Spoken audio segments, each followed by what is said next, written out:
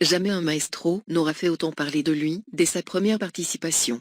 Arrivé dans la compétition de N'oubliez pas les paroles le 4 avril dernier, Christopher s'est fait immédiatement remarquer en racontant à Nagui une drôle d'anecdote sur Patrick Bruel qu'il avait croisé aux toilettes.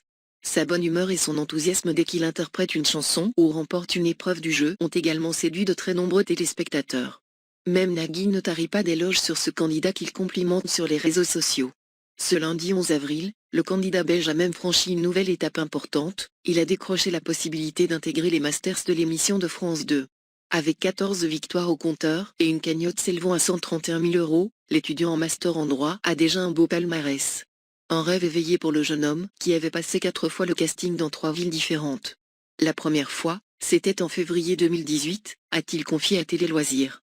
Christophe est très anxieux avant la diffusion de N'oubliez pas les paroles, désormais devenu le nouveau maestro de N'oubliez pas les paroles. Christopher poursuit son chemin avec brio sur le plateau de Nagui, non sans crainte.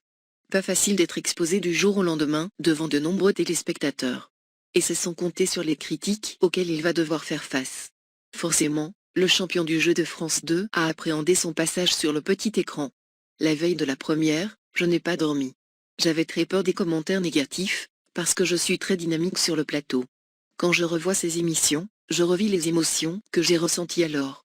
Je pensais à l'image que j'allais donner, et j'avais peur de ne pas m'aimer non plus, a-t-il expliqué, en révélant qu'il craignait également de chanter faux, car lors des enregistrements, il ne s'entendait pas avec la musique de l'orchestre.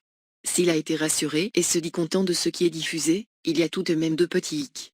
Certains détails ne me plaisent pas, comme ma coiffure ou ma voix que je n'aime pas par moments, a-t-il dit pleurer. Des détails qui ne semblent pas perturber les fidèles du programme qui ne se lassent pas de ses prestations.